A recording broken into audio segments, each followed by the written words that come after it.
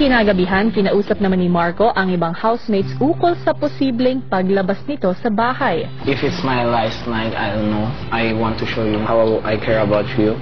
And I have to give my last message to each of one of you. You might been like the big ate here inside the house. Yung parang na-notice ko and nagustuhan ko. And then nagustuhan ko din yung natutukan din yung makinig sa akin, mag-adjust ka sa akin. And Edward, you helped me how to stay here to the others. You helped me when I was like in depression mode, like you don't notice how you will be close to him, but when you're gonna lose him, something is missing.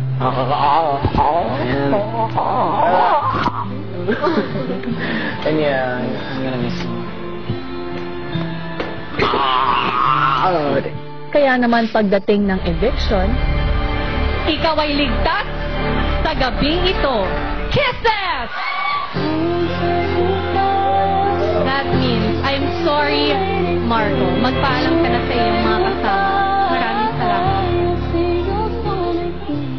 His presence is gonna be missed a lot, especially by me. It's like waking up and your left arm or your right arm is missing.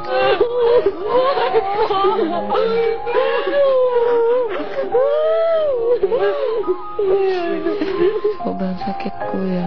Kasi siya yung pinaka-maalagain, pinaka-sweet. Yung inuuna yung iba bago yung sarili niya.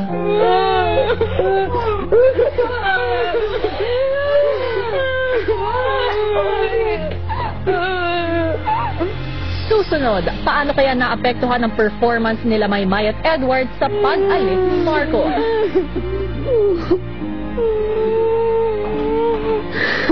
Mamaya na yan sa pagbabalik ng PBB Lucky Season 7, mga kwento ng Teen Housemates.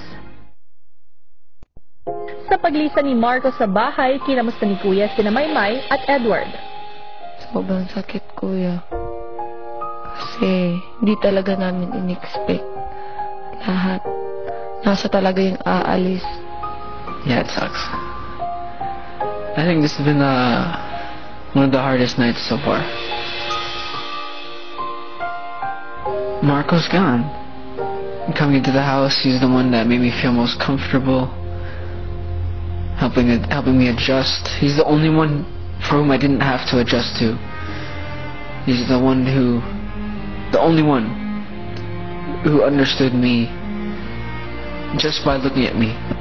I know, Edward, how painful it could get. It's not the end. He would want you to keep on fighting. You're right.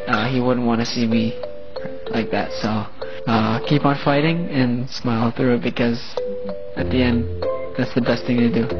Hirap man, pinagpatuloy pa rin nila ang pag-eensayo. Kata. Hindi, Na! Okay, we're concert. Just... No! No! If you can pick me up. No, wait. Oh, no. Go! Tama.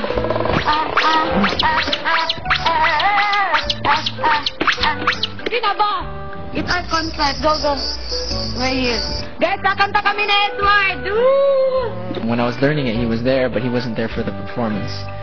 But that's one of the things that, that you find to keep you going. Finish the task was to make Maymay happy because it's her song. But also, make Marco proud. Go!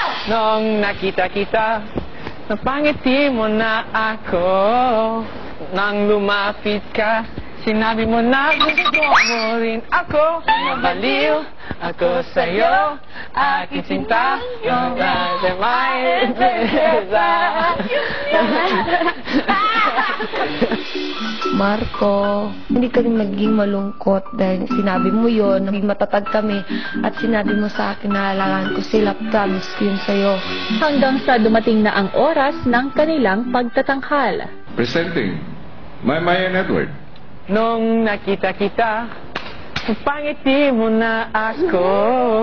At nang lumapit ka, sinabi mo na gusto mo rin ako. There have been many points where I've turned around, expect to see Marco. Because I know exactly how Marco would react. He would have been saying, "Wah!" Edward! Good job! Yeah, my word!